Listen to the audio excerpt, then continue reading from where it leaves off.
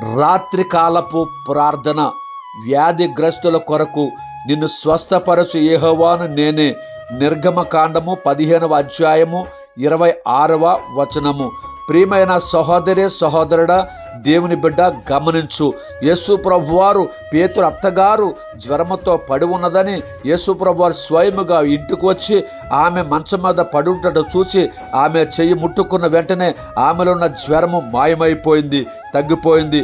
అదే విధముగా నీవు విశ్వాసముతో ఉన్నట్లయితే నీకు ఏ రోగం ఉన్నప్పుడు కూడా యేసు ప్రభువారు స్వస్థపరుస్తారు.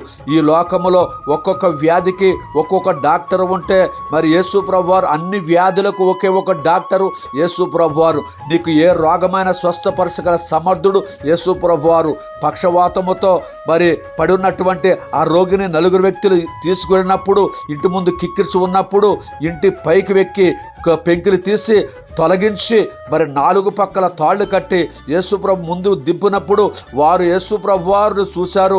యేసుప్రభు వారిని చూసి మీ విశ్వాసము ఇతను స్వస్థపరచని చెప్పారు. మరి అదే విధముగా మనిషి కుమారులకు ఈ లోకములో పాపము క్షమించే అధికారము కలదని చెప్పిన వెంటనే అతనిలో ఉన్నటువంటి పక్షవాత రోగము వెంటనే తొలగిపోయింది.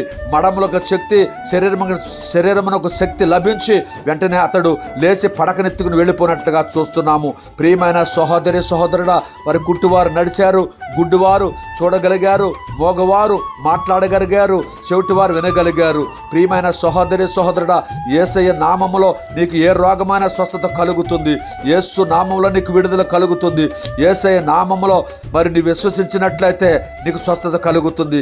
ఈ లోకములో యేసు నామములో తప్ప రక్షణ లేదు, యేసు నామములో తప్ప స్వస్థత లేదు. కాబట్టి ప్రియమైన కుమారుడా, ప్రియమైన కుమార్తె, నీకు కిడ్నీల ప్రాబ్లమా, అరికాళ్ళ మంటల, మోకాళ్ళ నొప్పుల, చేతులు సహకరించడం లేదా, అనుదినము తలపోటుగా ఉందా, రకరకాల వ్యాధితో బాధపడుతున్నావా, ఒక రోగము తగ్గితే మరొక రోగం వస్తుంది బాధపడుతున్నావా, యేసునందు విశ్వాసం ఉంచినట్లయితే మీరు ఏ రోగమైనా కూడా స్వస్థపరచగల సమర్థుడు యేసు ప్రభువారు.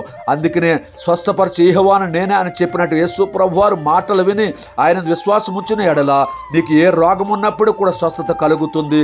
విశ్వసించి ప్రియా సహోదరి సహోదరుడా, దేవుడు మిమ్మలను దీవించి ఆస్వాదించును గాక. ఆమేన్.